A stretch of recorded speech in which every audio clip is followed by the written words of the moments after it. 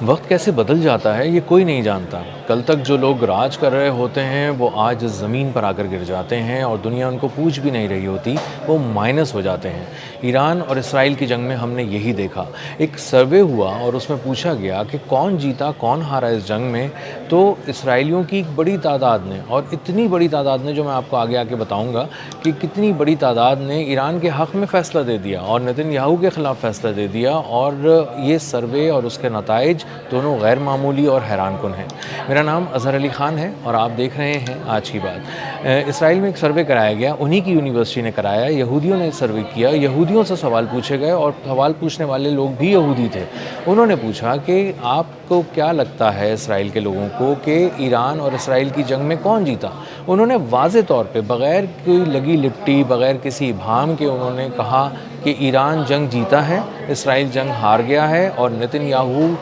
انتہائی بری طرح ناکام ہوا ہے۔ 92% اسرائیلیوں نے یہ بات کہی ہے کہ ایران جنگ جیتا ہے اور اسرائیل جنگ ہار گیا ہے، یعنی 92% اسرائیلی جو ہیں وہ ایران کے حق میں ہیں، ایران کے ساتھ کھڑے ہیں اس معاملے میں، اور واضح طور پہ کہہ رہے ہیں کہ نتن یاہو ہار گیا، اس کی پالیسیاں ناکام ہو گئیں۔ جو 82% اسرائیلی ہیں وہ یہ کہہ رہے ہیں کہ ہماری طویل مدتی جو سیکیورٹی پالیسی تھی، حفاظت کی، قومی سلامتی کی، وہ بہت بری طرح کمپرومائزڈ ہے اور ہو چکی ہے، اور ہم آنے والے کئی عرصے تک جو ہے کافی لمبے عرصے تک ہم غیر محفوظ ہو چکے ہیں، اور ہمیں اس کو دوبارہ سے دیکھنا پڑے گا، ریویو کرنا پڑے گا ان پالیسیز کو، اور نتن یاہو سے جان چھڑانی پڑے گی۔ اگر ہم نے نتن یاہو کو مزید اپنے سر پر سوار رکھا تو یہ پورا اسرائیل کھا جائے گا، جو ریاست ہم نے بہت ہی ظلم کی بنیاد پہ، محنت کی بنیاد پہ اور لوگوں کو دبا کر، مظلوموں کا قتل عام کر کے حاصل کی ہے۔ جس زمین کے ٹکڑے پہ ہم نے قبضہ کیا ہے، وہ زمین کا ٹکڑا جس کا نام اسرائیل ہے، وہ ہمارے ہاتھ سے نکل جائے گا۔ اب اہم بات یہ ہے کہ کن بنیادوں پر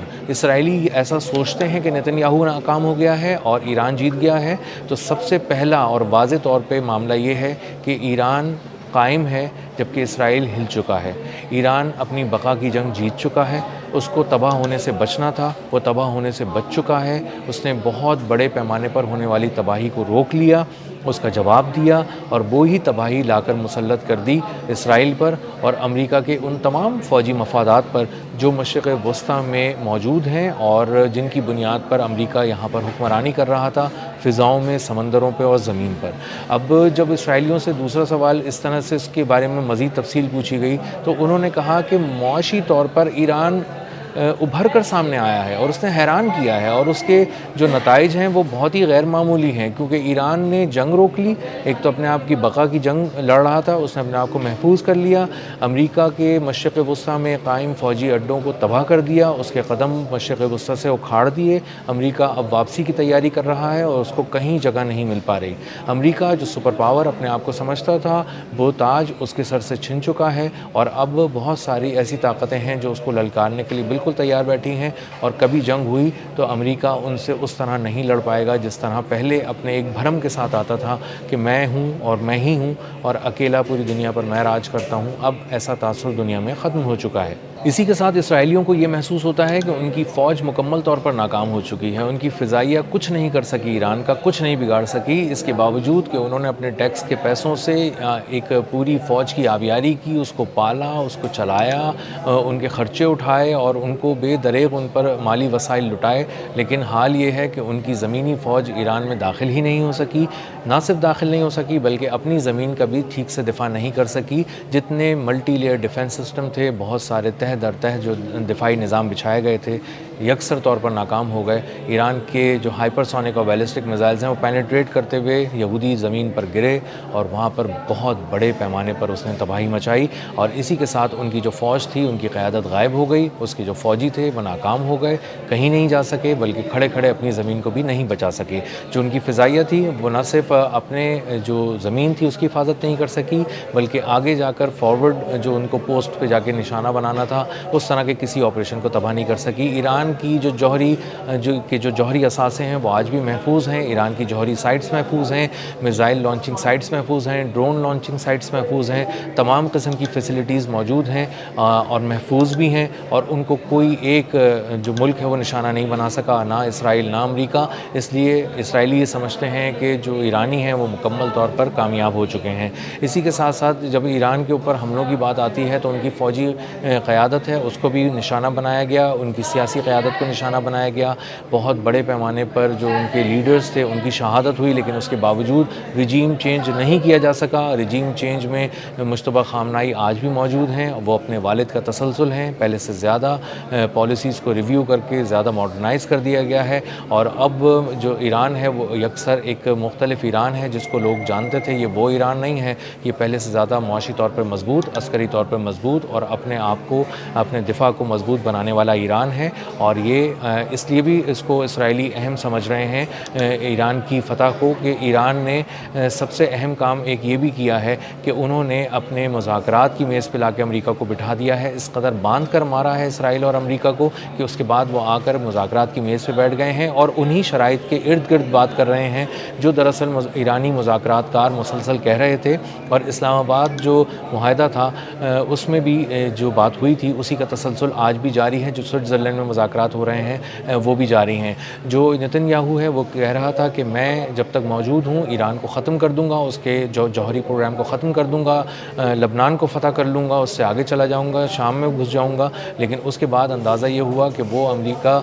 کے ساتھ مل کر کام کرنے کے باوجود ایران کا کچھ نہیں بگاڑ سکا، لبنان کا بال بھی کا نہیں کر سکا۔ لبنان میں اس نے انفراسٹرکچر کی بہت تباہی مچائی، لیکن اس کے باوجود وہ اپنے قدم وہاں نہیں جما سکا، اور اس کے فوجی آج بھی اس طرح مر رہے ہیں جس طرح مچھر مار مار کر پھینکے جاتے ہیں بڑی تعداد میں، اس طرح اس کے فوجی مر رہے ہیں، تابوت آ رہے ہیں تل ابیب میں، اور پوری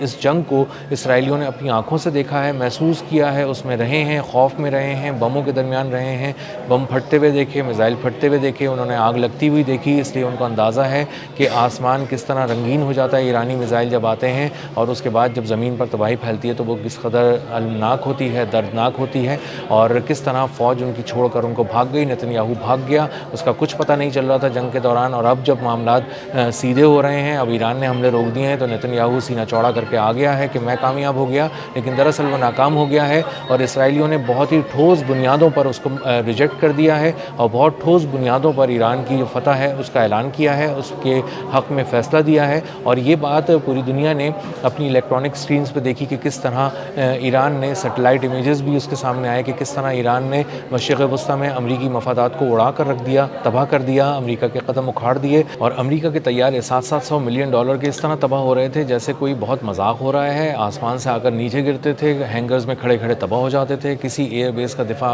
امریکہ نہیں کر سکا، اور اپنے اتحادیوں کا بھی دفاع نہیں کر سکا، پورا جو متحدہ عرب امارات ہے اس میں بم ہی بم گرتے رہے، اور ڈرونز گرتے رہے، تباہی ہوتی رہی، اور لوگ اپنی کانوں میں انگلیاں ٹھونسے رہے اور یہ منظر دیکھتے رہے جو بہت ہی ان کے لیے خوفناک تھا، ناقابل یقین تھا کہ کبھی ان کے محفوظ ترین ملک میں بھی جہاں صرف پیسہ آنا تھا، جو صرف جنت بنا ہوا تھا، وہاں پر آ کر ڈرون گریں گے، آگ لگے گی، دھماکے ہوں گے، اور ان کو بھی خوف کا شکار ہونا پڑے گا۔ پوری دنیا سے لوگ وہاں اس لیے آ رہے تھے کہ وہاں پر ایک بہترین زندگی گزاریں گے جہاں درد نہیں ہوگا، جہاں صرف آسائش ہوگی، کوئی تکلیف نہیں ہوگی، کوئی خوف نہیں ہوگا، لیکن تمام آزمائشیں ایک جگہ جمع کر کے ان پہ انہوں نے اپنی آنکھوں سے دیکھ لی، تمام قسم کا درد انہوں نے محسوس کر لیا، ہر طرح کی آگ انہوں نے دیکھ لی، اور اسی لیے پورے خطے کو اندازہ ہو گیا کہ کس طرح ایران ابھر کر سامنے آیا ہے عسکری طور پہ، اور اسرائیلیوں نے بھی اسی لیے اب ایران کے حق میں فیصلہ دیا ہے اور نتن یاہو کو مائنس کر دیا ہے۔ 92% اسرائیلی یہ کہہ رہے ہیں کہ ایران یہ جنگ جیت چکا ہے، اور پوری دنیا یہ بات